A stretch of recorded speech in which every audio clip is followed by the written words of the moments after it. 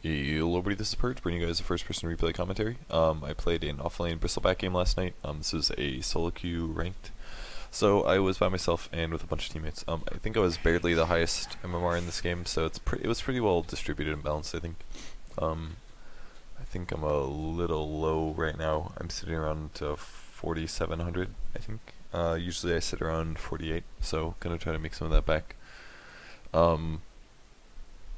Offlane Bristleback is not something I play very often, but it is situationally a good pick. I just kind of, I don't remember why I picked it. I think I saw like one squishy here on their team, and I kind of picked it last second. It's pretty good against Ember Spirit, it's good against AA, it's good against Dazzle.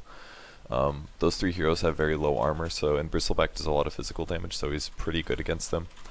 He does still have to tank a lot of damage though, and the main issue is actually the AA Ice Blast, because what that does is it prevents you from healing.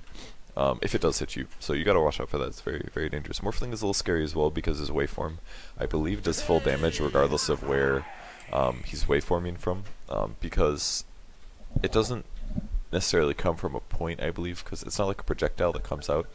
It's more like an AoE damage zone kind of a thing. So I think that does full damage if I'm not mistaken. Oops, I'm the wrong person. Anyways, I started with a Stout Shield here. I think that's probably the best way to go. I would probably do Stout Shield over a Boots on Bristleback because the point of the hero is to tank. It's not necessarily to stay alive, I guess. So, because you really need a Stout Shield, I think, and it barely saved me many times this game. You can tank creeps with it, you can take neutrals, you can tank range clicks. They have 3 range heroes, so it's definitely very important this game. If they were melees, maybe you could get away with just having regular boots, but Stout Shield's definitely the way to go. Now I approached the rune spot at the start of the game. I think this is pretty lucky. Normally people are going to come defend the lanes a lot earlier, but an Invis rune kind of guarantees that I'm able to get experience at the start. Normally you'd sit there for a bit longer and grab experience, and maybe if I was a stunning offlane hero or a clockwork or something like that, I could actually go try to get a kill with this. But since I'm Bristleback, there's virtually no way that I'll be able to get a first blood, so I just decided to back up. So the support's already chilling touch. We just heard that, but I didn't know that yet. Just going to come back to the offlane and do a little blocking. It's important that you block because you want to get the creep wave into a pretty safe location. And I continue blocking while in biz, and I'm going to spot the chilling touch. And in a second here, yep, I checked to see how long the chilling touch was going to last for, and I checked for sentries as well, because I didn't know if they actually spotted me or not. So just play safe for now, wait till the chilling touch runs out, and as soon as it does, then I can break in biz and be happy to do any harassing here. And I was actually able to get a last hit there with the quills. So perfect wave position for me. I'm going to keep double checking on the ward to make sure, see if they dealt with it. And whenever they do hit me, it's always important to turn your back because it is going to reduce the damage slightly. 16% at level 1 is okay. And I did know that they were pulling this over here. I just wasn't sure how much. Now you have to be careful. With chilling touch, you pretty much have to run away.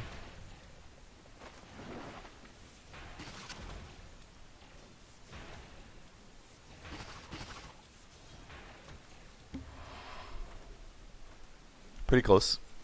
I kind of wish, upon watching what happened, I kind of wish that I hung out in this position for an extra 4 seconds. If you hide in there and you keep quilling, I could have gotten more quill stacks on them, and that means that I might have been able to kill them actually, because you really just need time. So if I would have juked in there, started my quills a little earlier, I maybe would have cast an extra quill before they decided to go for the kill, and I might have been able to do enough quills with the Bristleback to actually score kills. So I kind of wish that I would have done that. I should have just hid. They didn't really follow me in. I thought I was maybe going to juke them and they were going to follow me in and I was going to juke them. But they actually just sat outside. And if I would have just waited there and continued to quill and then they tried to go for the kill, I might have been able to kill them. But on the other hand, if I would have waited there and they stood like slightly out of quill range but ran to the left here and stood over here and waited for me to run that way, then I might have also had trouble. So it's kind of hard to say. I ended up surviving. I did a lot of damage to them. They did a lot of damage to me. And ended up surviving, which is important. So you should generally only use quills in the early game to get last hits, basically. Just try to secure last hits with it. Or if they're preparing to push in, you can kind of quill up the creep wave as it comes in, just so it dies a little faster, and so you can potentially get the last hits. But they just now took care of my ward. It's really important that I did have a ward. If I didn't have a ward, I probably wouldn't have been able to do this well, or at least get this much experience, so it is important to get a ward. They did a good job side pulling actually, so despite me blocking a camp, they still did a good job preventing me from getting all the last hits. I have to be pretty careful here because my HP is a little low. Just try to get as many of these last hits as you can while pulling. This is pretty scary because they use Chilling Touch, and I did not get the EXP for the Satyr, which is pretty unfortunate, but at this point my HP is really low. It's not too unexpected that I'm going to need to go back to heal. So, boots first, stout shield. Going for tranquils is something you can do, but I don't really recommend. I think it's better to go treads or phase boots. I was considering sitting here and blocking the camp. The EXP wave is not looking good. The wave will push, but I can do two things. I can either block this camp with my body so that they can't pull it anymore, or I can go check the rune. And I decided I'm just going to go check the rune because I checked the bottles on both heroes and both of them were pretty low, so I thought that securing the rune on the top rune was going to be the best thing that I could do here. So I went to top. This will guarantee that I can protect this and that the Ember won't be able to get it. I wasn't sure if the Ember was going to approach, so I was going to run towards him to see if I needed to run back, and he's actually not there, so that means we guarantee get the rune, and the Death Prophet was willing to give me a bottle charge since she was getting a regen, so I was really happy about that. This lets me to continue laning. Normally I would have gone back to base here because my HP was low and I had almost no mana, but because of the, well, they actually blocked the camp apparently, because of him giving me the bottle charge, I can actually resume laning on the top lane. So that's one good reason of going to check the rune. Sometimes your mid will end up giving you bottle charges, and you can predict that a bit. Just see how much mana he has. I did that a little early. I have to be really careful here, especially because they just Chilling Touched. It's more important than anything that I just pull the creep wave past. I don't want to go for the last hits until I'm in a very safe position, and now I'm in a safe spot. And you also might be confused about my skill build. If you're playing offlane, it's generally, especially against a really scary tri-lane, it's generally better to go for 2 levels of Bristleback over a level of Viscous Nasal Goo here, because you really need the damage reduction. They ended up diving here, so I decided to approach and start the right click. My damage is pretty low here, but I'm going to do everything that I can to get a kill. Looks like, I don't know if he has boots.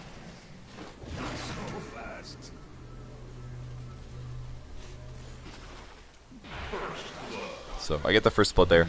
And that's what happens if they follow the creep wave past and I'm in a good position. I pull the creep wave past the tower. It's really important you do that, otherwise the tower will die. Pull the creep wave past the tower. Continue to get XP and CS, and my teammates reacted really well to that, but now they're kind of playing. They reacted badly after this. They stayed way too long, I think. I just want to finish my mech at this point. Getting the first blood got me really close. I was able to get the buckler as well as the headdress here, which is fantastic at this point in the game. I'm almost level 6 as well, so I've won the offlane essentially with help from my allies. Their defense there was really good. I'm glad they came, but they needed to leave the lane, in my opinion, at this point. After getting the kill, it was good that they did this, but I feel like them sitting in the lane wasn't really needed as much. I might be wrong, but I feel like they stayed too long. Basically the next like 5 to 10 minutes was them sitting in the lane, and some of them messing up my last hits and taking farm and stuff, so I was kind of frustrated with that. Like I have to worry about last hitting against my support, you know, and I'm trying to finish an item that is going to save them. It's like, dude, do you want a mech? I want a mech. This isn't just for me, you know. Again, make sure that you always turn your back whenever they right click you if possible. So wave's pushing a little bit. I'm gonna sit back. Headdress is actually pretty good for regen. It gives 3 HP per second. It's like a... It's not the best, but it's not bad. And the buckler is gonna help as well. We have another hero coming top. He wanted to fight, I believe, so he said go in now. So I wanted to take the alpha. You want to walk in, have them take a couple hits, and go a little bit too far. That was an easy kill because he got trapped against a tree, but I think we were going to be able to get that either way. So if you are playing Bristleback and you're in like an offlane situation like that, just run at them a little bit and then run away. You kind of have to bait them into thinking that they're going to come for you, or that you're out of position basically. And I forced them into that. They moved forward a little bit, they attacked a little bit, they wasted some of their Chilling Touch. Dire's structures are fortified. The way Poison Touch works here, by the way, any damage over time spell, it's based on where you're looking. So if I look towards the Dazzle as the damage is being done to me, it does full damage. If I turn my back as the damage is done to me, it's going to be reduced and it'll make that Bristleback sound. So now I'm level 6. You can opt for getting goo at 7 if you really want to. I think I decided not to, but definitely get Warcry at 6. Warcry is a fantastic ultimate. Gives you a lot of damage by casting spells. Really, really good. And now we have an Ember Spirit sitting top, and because we have like 4 heroes top, they're trying to defend the tower push. This is one of the times where I was like, dude, let me just farm my mech, get out of my lane. Like, he keeps taking my last hits. It's like, if I just would have last hitted for like 2 or 3 waves here, I would have my mechanism finished. It's cool that they're pressuring and stuff, but they're over pressuring, and this is kind of a symptom of the level of play where people want a group to take tactics, but they do it a little too much sometimes because they want to make sure that they're there for the fights, which is good inherently, but they're not often enough realizing that they need to go spread out the farm, for example. We did lose the Faceless Void bottom, unfortunately. Like right now, oh, I forgot about this guy. He dies right here, unfortunately. I was quite frustrated about that.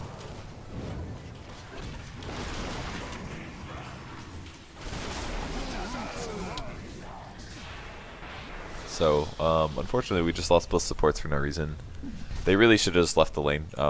I mean, if we're not going to fight, I don't think they need to be there, but the Jakiro was obviously all tabbed or looking somewhere else, so him dying was not too unexpected.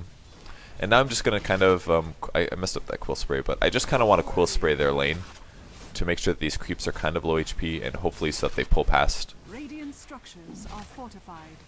And luckily with my quills I was able to kill it. Looks like they're coming top again, they want to slow down this push. But again, I don't really think they needed to show up here.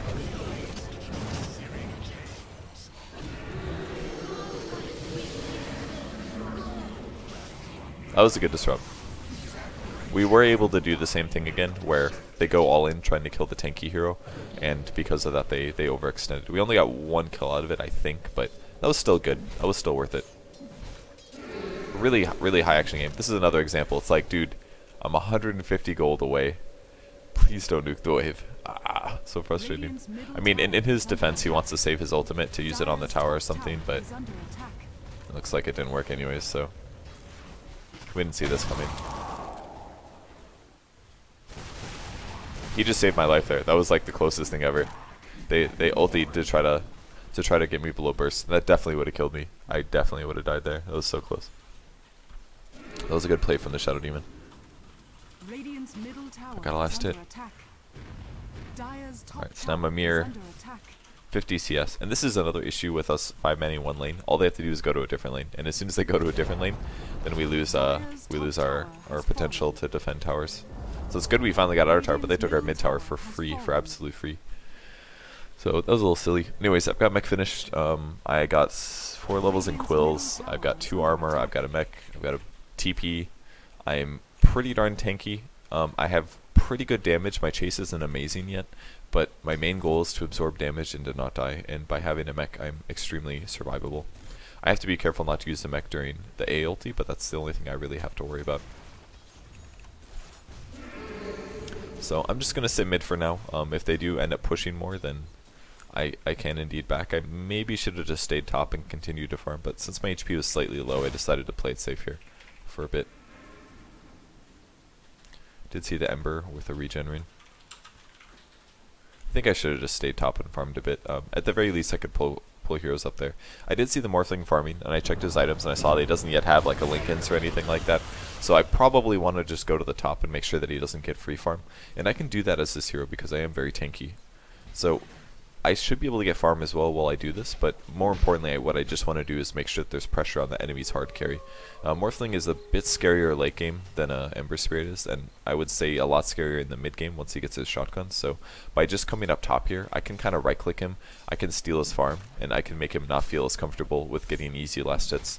And this is the benefit of killing their safe tower really fast, is that I can pressure in their jungle, and I can take farm in their jungle, and prevent them from getting last hits basically in a location where they should be farming. And Morphling has to jungle or something like that, and that's far less farm than killing lane creeps. So, and the only reason I can do this is because I have had an early game, a good early game, and because I have a mech, and because I'm pretty tanky as a hero.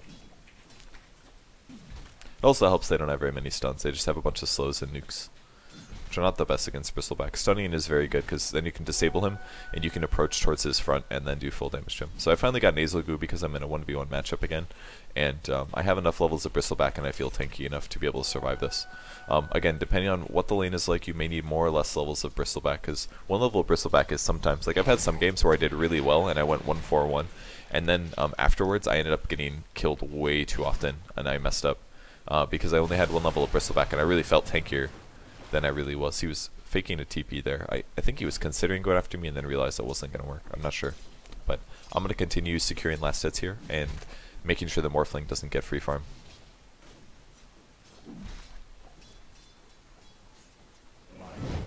Kind of looks like there's a fight. I was thinking about going, and then as soon as I saw that the Morphling was going, I decided to show up as well.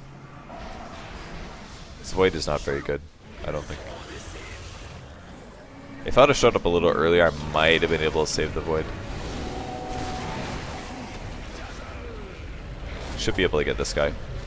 Really good grave by the Dazzle.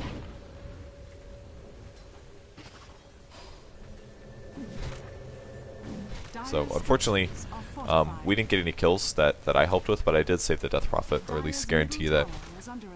I maybe could have waited a second longer to wait to mech, but I was kind of already impatient getting there, so I felt like I should just get there as fast as I could and help out. So we got a tower out of it. I think it's worth my TP.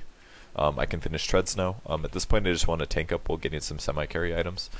You don't really need full damage items as Bristleback because your ulti already gives you a lot of right click damage.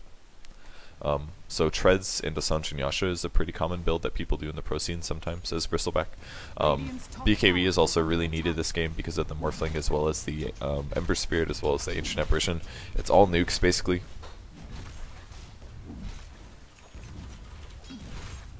If I really wanted, I don't understand why the Death Prophet came up here again. That was very weird to me. I feel like he could have gone to farm the jungle. Like there was an entire jungle on our side, but instead he followed me to the top lane. I don't know. I was perplexed by this. I think he actually played really well this game. I was happy with his performance, but other than the amount of times that he sat in the same lane as me was a little inefficient. But he was quite a bit lower on MMR, like 200, 250 points lower than everybody else on our team, which means that he played fantastic considering his MMR. He had a really good game, but that explains partially what happened. I thought maybe I could save the Shadow Demon here, so I decided to TP. And our Death Prophet did the same. This is way too big of a reaction. We should have still kept somebody top to pressure top. Putting two, like we kept like 5-manning when we really didn't need to 5-man. But he did have a haste, so he's going after these guys. We didn't know where the A went, and then we saw him right here, so it should mean an easy kill.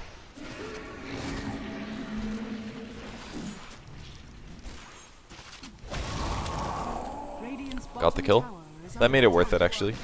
And now I'm going to max out my Bristleback levels. But this is the problem. Right here, right there, what happened is the issue with our gameplay here.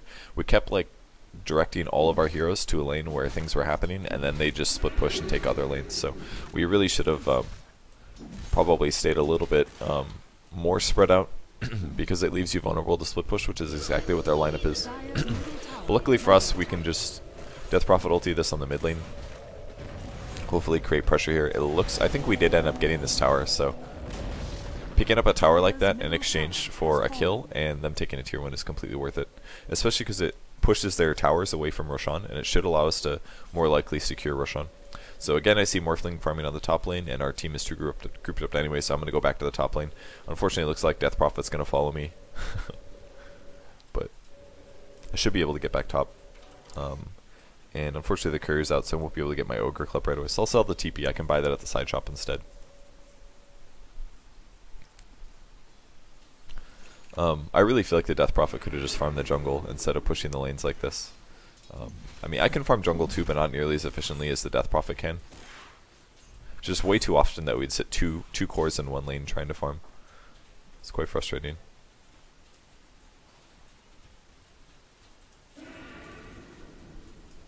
I really feel like he's playing the role that I should have been playing.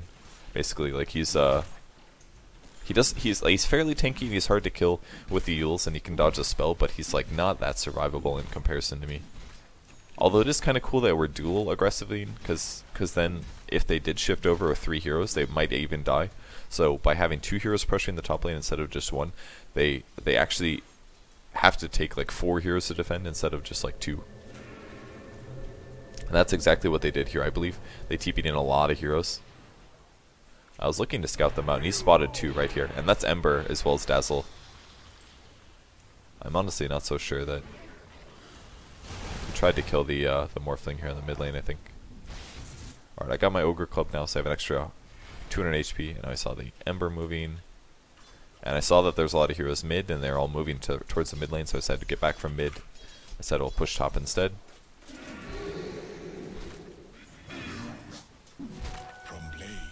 If you're wondering why I wasn't casting very much there, it's because I didn't want to waste my mana.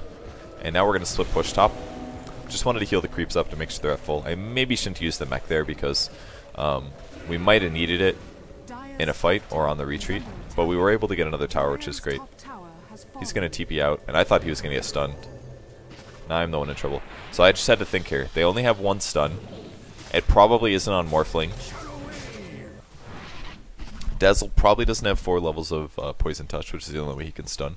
Morphling looked like he chose not to stun the Death Prophet, and that meant that we only had 1 stun, and that was on the Ember Spirit, who did end up using his chains. And as soon as he used the chains, I teleported, because I knew that there probably wasn't any other stuns. There would have to be like a Hex on the Hex or an MKB on the Prophet, which is very, very unlikely. Most Prophets go Orchid right now. So, or Maelstrom Blink or something like that. So I thought there was a pretty safe chance of me surviving, and I did end up living. So I wasted their time. We got a tier 2 tower. We got more gold advantage, and I'm going to go back top. So again, I'm happy to go be aggressive.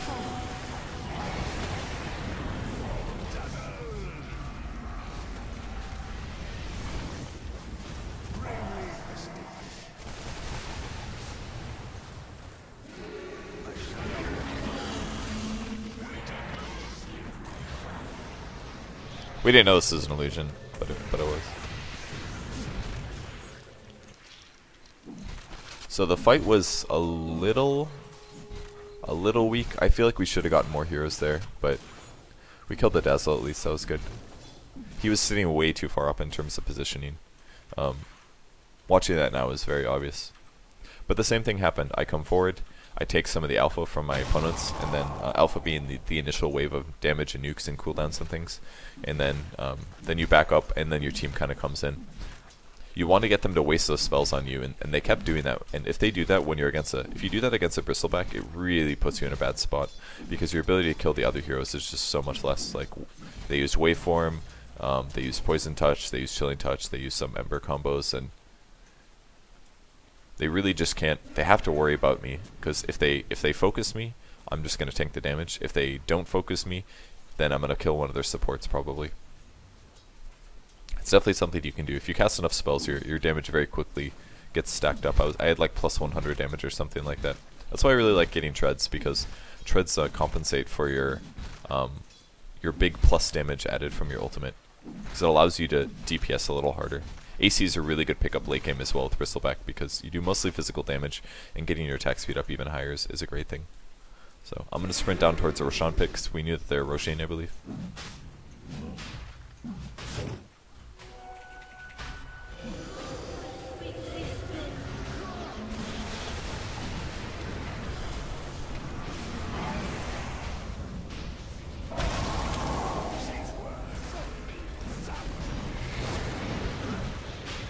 I don't worry too much about Blade Mail here.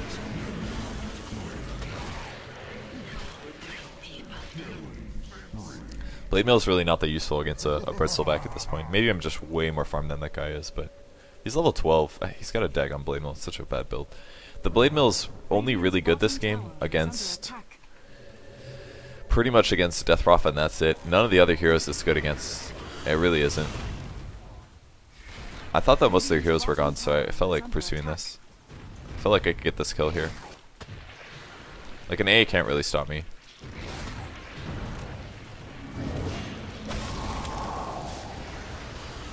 I got wrecked. So the A ulti hit me.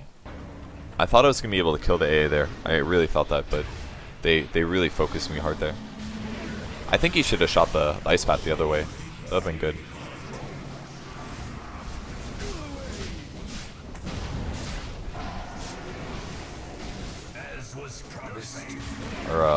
Void doesn't make good decisions.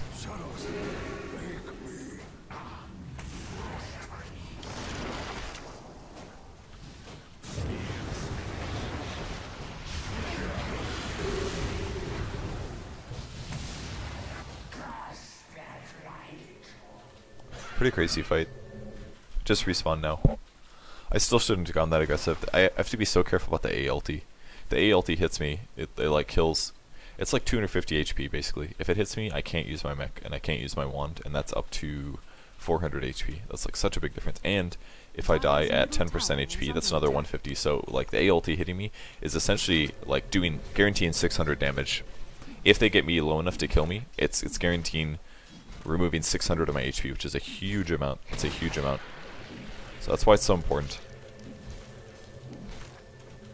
I should have been a little bit more scared. I just really didn't think they had enough burst damage to get me low anyways. I really felt like that was a free kill. But maybe if my movement speed was a bit higher or something, I could have gotten him.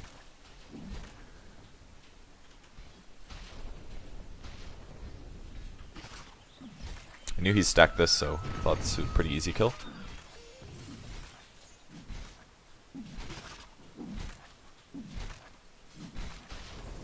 Just remember to keep casting quills while you're killing things, because you need your damage to be higher. I maybe should have gone BKB right after the mech, by the way, just because of what happened in the last fight. If I go Magic Immune, I actually can't die in this game. So I probably should have just gone straight BKB, I think, rather than going Sange and Yasha first. It's just, I feel like my farm could have been a lot higher as well. My farm's actually quite low. But I feel like that's because we 5-banned way too much this game, and we kept doing those like dual lanes in the aggressive lane. If I would have just gone there by myself and stayed a lot more, then I probably could have. I knew this was a fake. There was like no way that it wasn't. If I just was more aggressive and more solo farming, I think I could have gotten my items a lot faster.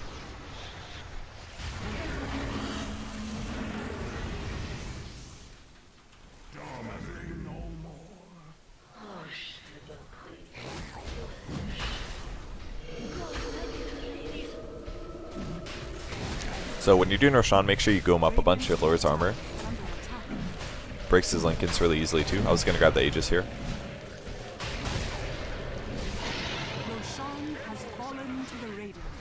This is going to allow me to be extremely aggressive in the upcoming fights. Radiant's top tower is under attack. I think maybe the problem with Nature's Prophets build is he's actually not very tanky here. He kind of grabbed a little of everything. I really don't like the Dagon pickup. And this wasn't a good Blade Mail game either way. You need to get the Blade Mail against people that have like burst nukes. That way you can do the Blade Mail right before they cast. A Shadow Demon, Blade Mail is not going to do anything against him unless you like get a Mega Poison stack or something.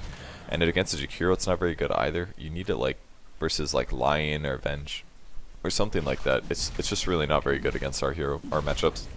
This is a case of somebody following a build. Like the Blade Mail build is not something you can just do willy-nilly. You really need to know when it's the right time to do that build. And this is definitely not the right time. So I went to go farm bottom and I think Void TP'd or something like that, or maybe he walked over. I'm not entirely sure. Definitely had a bit of trouble this game finding easy farm. This is another example of somebody taking a farm that they should have just let me have. It's probably the most frustrating thing about this game by far. It's like we're not fighting each other for CS. Like you're a Shadow Demon that has. I'm pretty sure he had 4 staff at this point. He's pretty close to it. Maybe he isn't. 4. He's really close to 4 staff.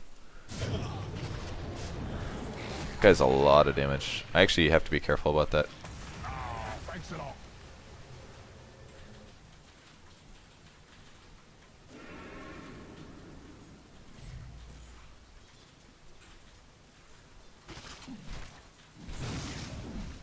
I like this from the Void. It's actually really good to give me the Mjolnir. It's nice that I don't have to farm it either, because I will be doing the tanking.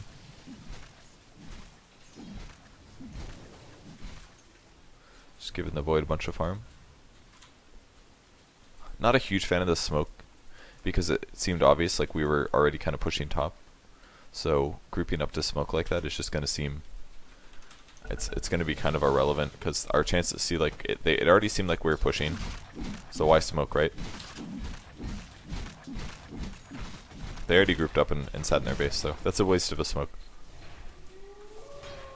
We knew that was fake because it didn't break our smoke.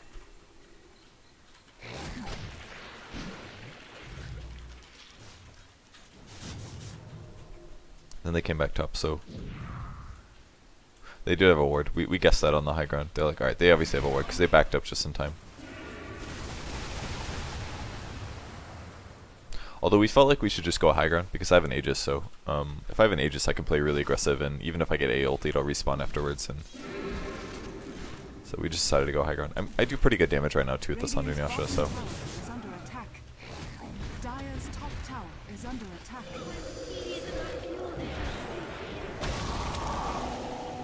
I accidentally mech'd. It's a mistake. Radiant's bottom tower is falling. That was not the right disruption, I don't think. Dire's top tower is falling.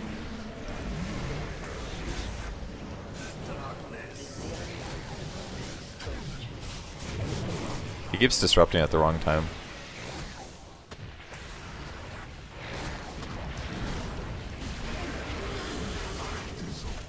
My damage is really good right now. Dire's top barracks are under attack. I heard that coming. Barracks are fortified.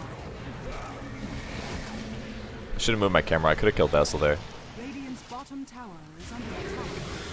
Definitely time to run.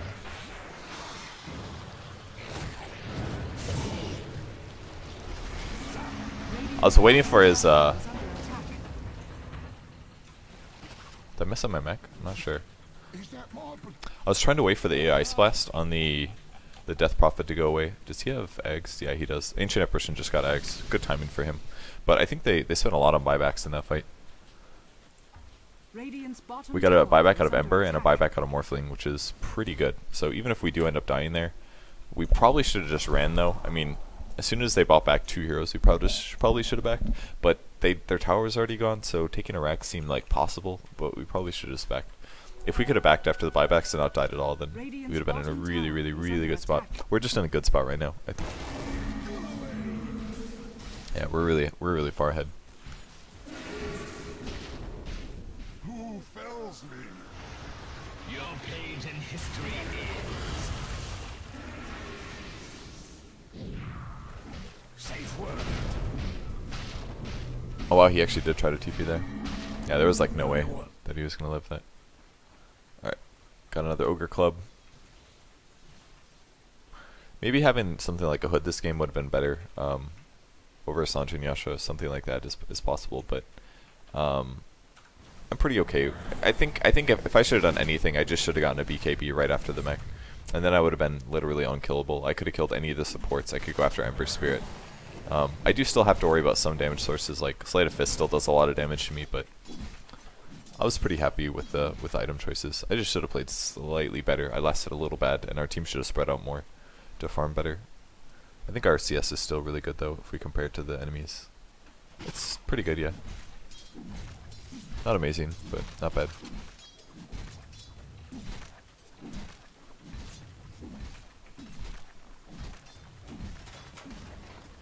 Should be more patient about those kind of creeps.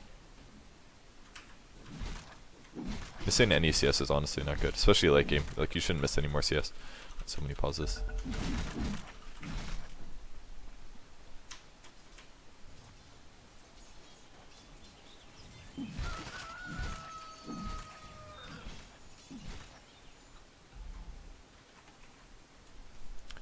So many DCs.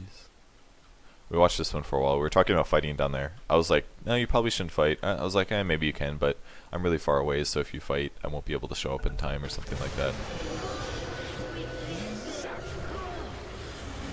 Oh, they actually silenced. Okay, they silenced Dazzle. That was huge.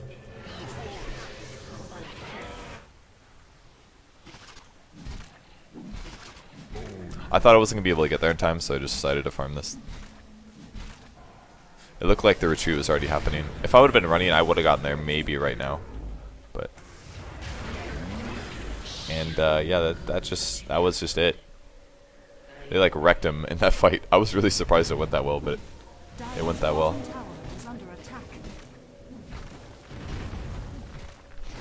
and that's kind of one of the reasons that Death Prophet is so amazing.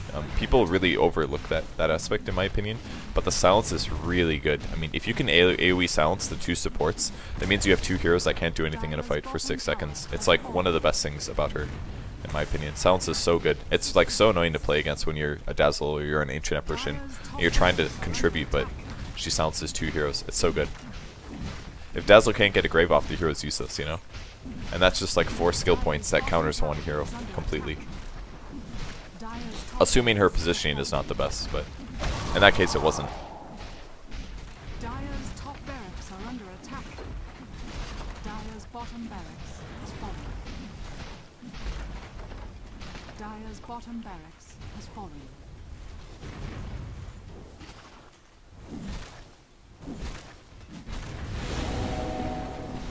So that should allow us to get a triple racks. We were pretty far ahead anyways. But winning a fight like that is, yeah, we have 20k gold advantage. This game is quite over.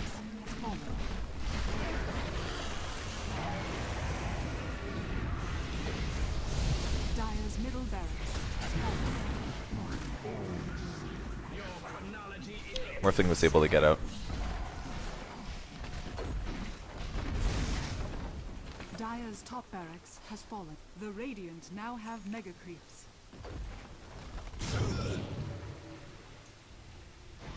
I thought going for an AC next would be good. Radiant's courier has been killed. Dire's middle tower is under attack.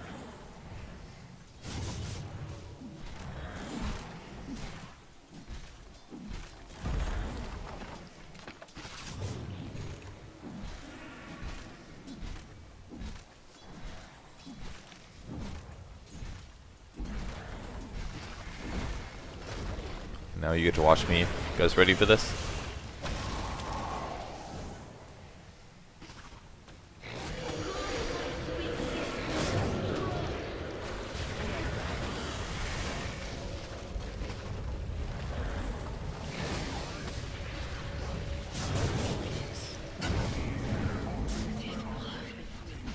We lost. Could have BKB'd there, but I didn't.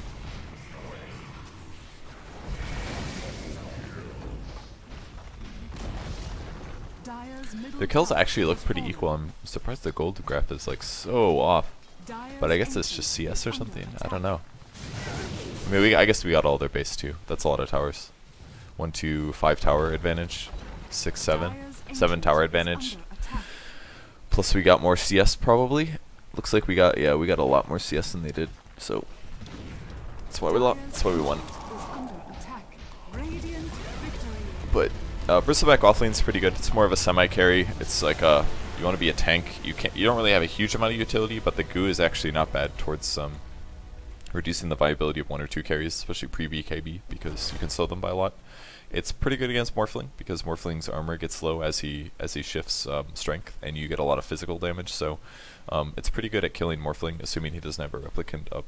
It's really good against low armor supports like Ancient Apparition, Dazzle, Vengeful Spirit. Most supports, Witch Doctor for example. Witch Doctor's actually okay because he has Maledict, but most supports Bristleback is good against if they have low armor. And then just being tanky, semi-carry, you get a BKB, you get a mech, become tanky, help your team in team fights is how you should play the hero. And once in a while you can do split push and put pressure in lanes that are a little dangerous. You can farm their jungle, all that good stuff if you really want to. So I really don't want that up right now. It's really obnoxious. Alright, and that's it for Bristleback.